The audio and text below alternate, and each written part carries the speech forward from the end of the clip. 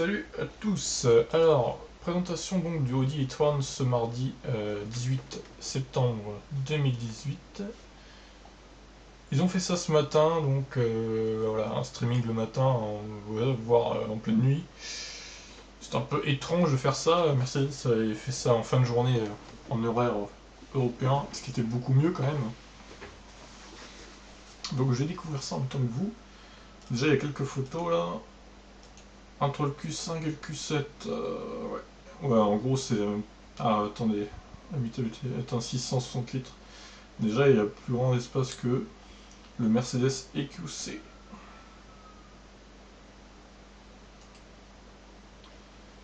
Intérieur. Ah, il y a des palettes de régénération, d'après ce que je vois. J'ai cliqué sur les photos et on voit ça après, du coup.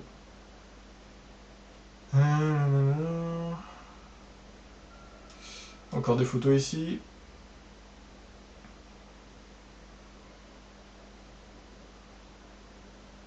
Ouais, là, on a le châssis complètement nu, quoi. Sans carrosserie. Alors, sauce 265, ah, il y a une grosse puissance hein, quand même. Et il y a deux moteurs visiblement. Ça se voit d'ailleurs sur les photos. Il y a un mode boost pour booster la voiture. 400 km WLTP. Ah la vache, 95 kWh de capacité de batterie. Et seulement 400 km d'autonomie. Ah là là, il va consommer encore celui-là. Ah la vache, c'est terrible ça quand même. Autant de consommation comme ça. Incroyable quoi. Il consomme ouais, plus que le Mercedes quoi. Ah là là, c'est des monstres ces trucs.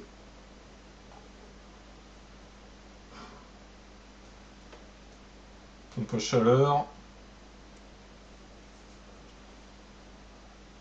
La Redgen à 220 kW freinage.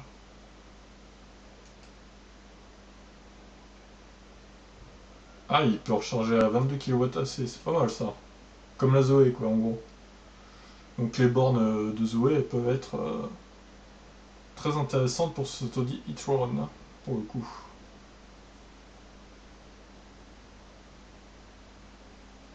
Ah oui mais c'est une option. D'accord, ok. Ouais voilà. Ouais d'accord, pas avant 2019. Ah, cette blague. Alors 40 heures, 14 heures, 2 heures, ouais 1 heure. Temps de chargement colossaux, avec des batteries énormes hein, évidemment.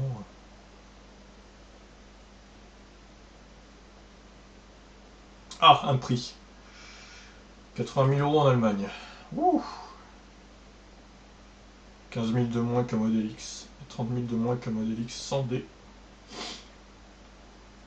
Ouais, enfin bon.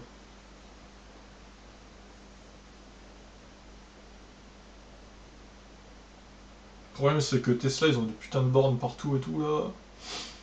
Et les bornes Unity c'est pas encore ça. Hein. Après c'est vrai qu'il y a une grande différence quand même.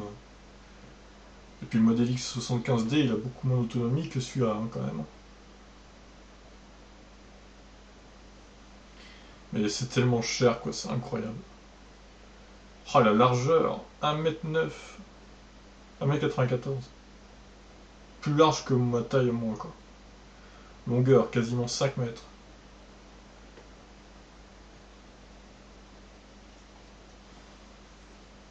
Il n'y a pas son poids, tiens, c'est dommage. Parce que ça se charge remorque autorisée, oui. Ouais, dommage, il n'y a pas le poids de la bête. Ah, quelques photos en bleu là. Oh, l'arrière c'est bizarre quand même. Hein. Fou. Ça ressemble un peu au Mercedes, mais en plus moche. Qu'en pensent les gens? Ouais, il compare avec le petit Agnaro EV. Ouais, franchement, c'est du SUV premium, mais là, c'est tellement cher quoi. Et puis c'est tellement un gouffre en consommation aussi. 700 kg de batterie quoi.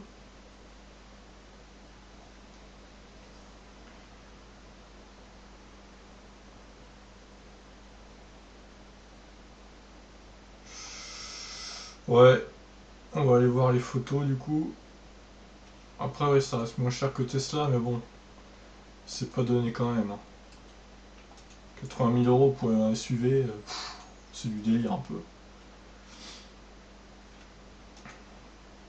La palette de régénération.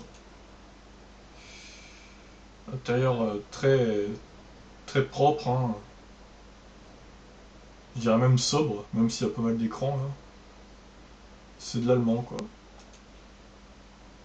Ah putain, c'est clean, hein. Belle finition apparemment. En même temps, vu le prix, en même temps, c'est pas étonnant. Alors voilà comment c'est conçu. Oh la vache.